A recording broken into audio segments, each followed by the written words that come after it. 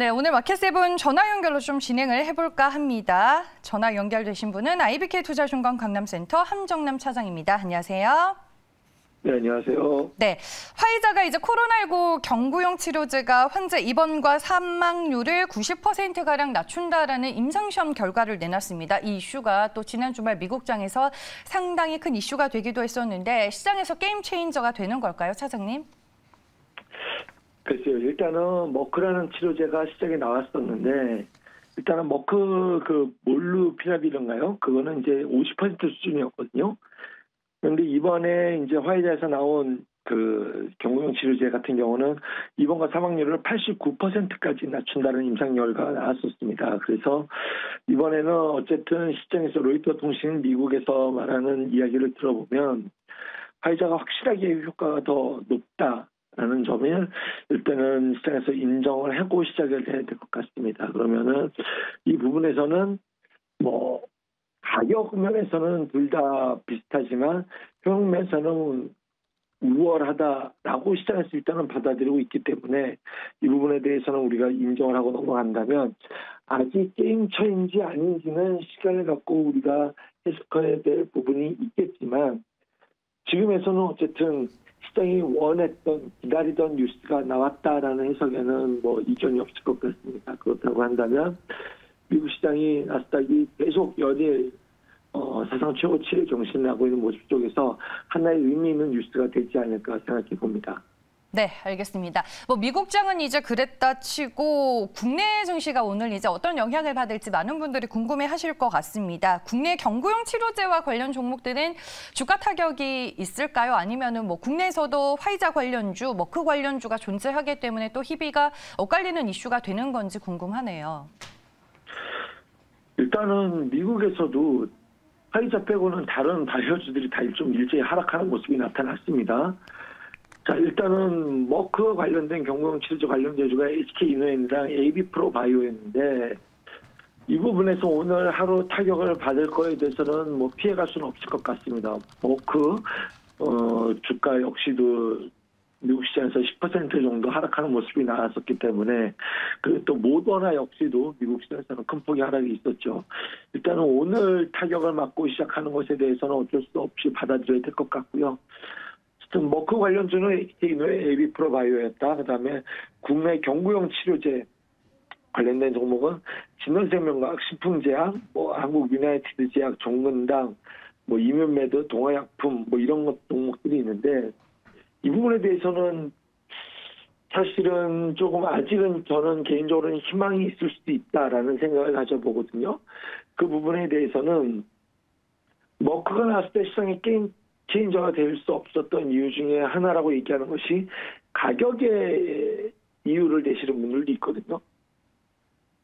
그렇다고 한다면 지금 화이자 역시도 치료제가 가격 면에서는 머크와 거의 같은 레벨에 있기 때문에 뭐 완벽한 우리가 일상에서 접할 수 있는 게임 체인저로서 얘기하기는 부족한 부분이 아니냐라고 한다면 우리나라에서 경구용 치료제 개발하는 기업들에 대해서는 아직은 기회가 있다라는 해석 또한 가능할지도 모르겠습니다. 그래서 이 부분은 오늘 우리가 시장에서 어떻게 받아들일 때는 좀 봐야겠지만 미국 시장에서 일어나는 이런 현상으로 봤었을 땐 뭐 조금 일단은 부담을 갖고 봐야 되지 않을까, 좀 리스키한 면을 먼저 봐야 되지 않을까 하는 생각이 들고요. 마지막으로 제가 개인적으로 생각하는 것은 이제 CMO 기업인데요. 화이자가 경구용 치료제를 만들었기 때문에 국내 이제 CMO 기업 아무래도 이제 화이자라고 한다면 삼성바이오로직스를 봐야 되지 않을까 생각이 듭니다. 오늘 이 부분이 어떻게 움직일까는 좀 관심을 갖고 지켜보려고 합니다. 그럼 결론을 말씀드리면 머크 관련주 오늘 어려울 것이다. 국내 경구용 치료제 개발했던 기업들은 만약에 가격 면에서의 부담을 본다고 한다면 아직은 좀 뭐 기회로서의 뭐 이런 것들을 희망을 이어갈 수는 있겠지만 미국에서 이런 현상을 봤었을 때 리스크 면을 먼저 봐야 된다는 삼성바이오로직스는 오늘 어떻게 움직이는지 좀 지켜보자. 이렇게 좀 이야기드리도록 하겠습니다. 네, 주가 타격이 있을 수밖에 없다라고 결국에는 말씀을 하시는 걸까요, 차장님? 네, 좀 그런 느낌을 먼저 좀 조심해야 되지 않을까 생각이 드는 거죠.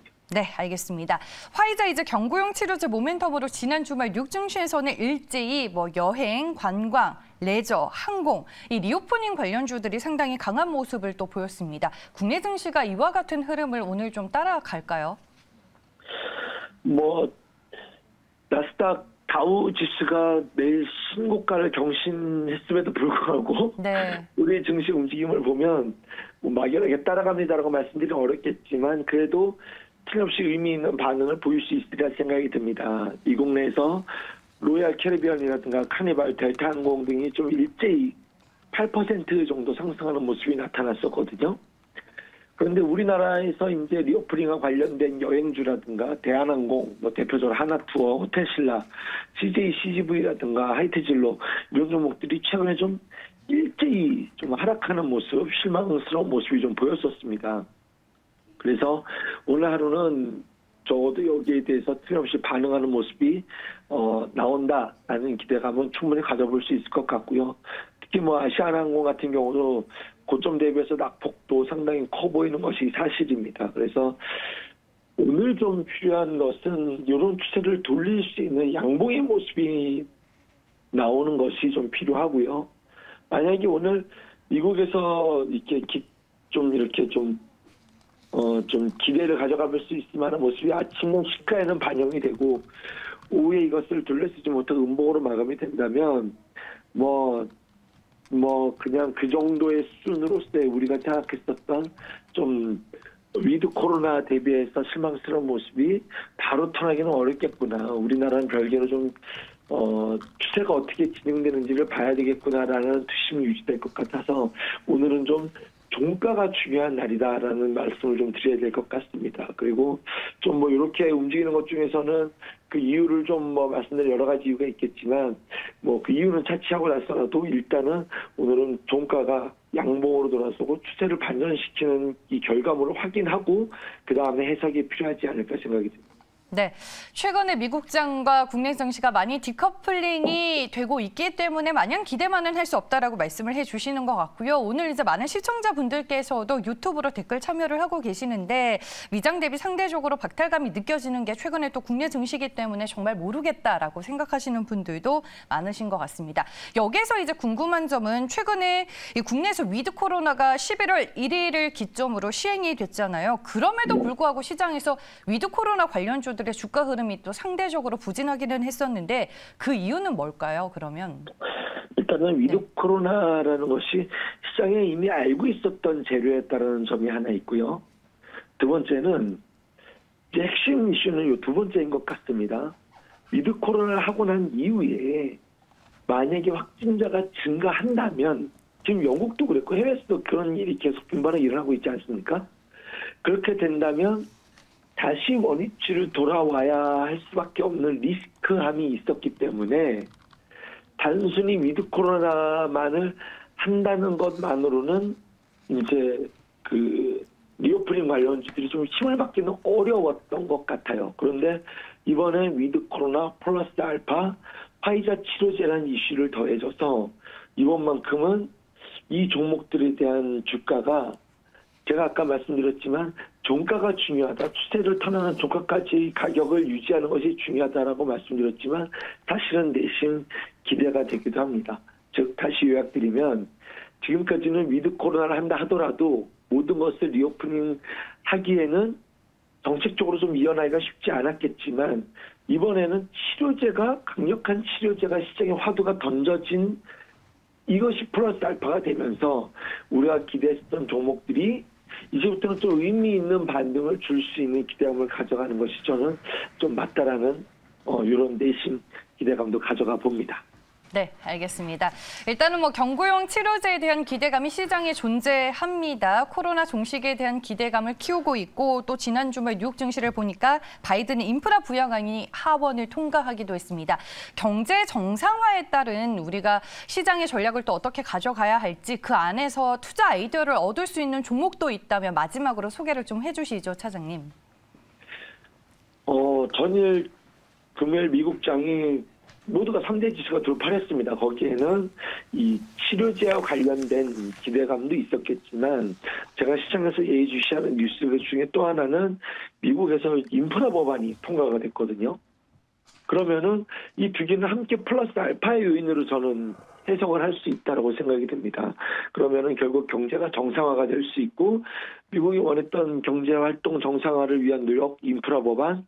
근데 이 인프라 법안이 1.2조 달러 법안이거든요. 그러면 도로, 항만, 교통 우리가 생각하는 그 전통적인 건설, 뉴딜 정책 인프라 법안이 통과되었기 때문에 이것과 관련된 종목들은 인프라 법안 통과 플러스 알파로 치료제와 관련된 리오프닝 효과를 함께 버프를 받을 수 있는 섹터이지 않나라는 생각이 듭니다. 그래서 이쪽에 관련된 기다렸었던 종목들이 저는 건설주이지 않나라는 생각이 들어서 건설 3대장 현대건설, GS건설, 삼성엔지니어링을 좀 의미 있게 봐야 되지 않을까 생각이 들고요. 그다음에 건설 장비주들은 오늘 좀 눈여겨봐야 되지 않을까 생각이 듭니다. 대표적인 것이 미국 인프라와 관련된 핵심 키워드를 갖고 있는 것이 두산 밥켓이고요. 현대 두산 인프라코어라든가 현대 건설기계 이런 종목 건설 장비주들까지도 오늘은 그 화이자의 치료제뿐만이 아니라 미국의 인프라 법안 통과 이 두 가지를 함께 묶어서 보셔야 될 종목들이지 않을까 생각해 봅니다. 네, 알겠습니다.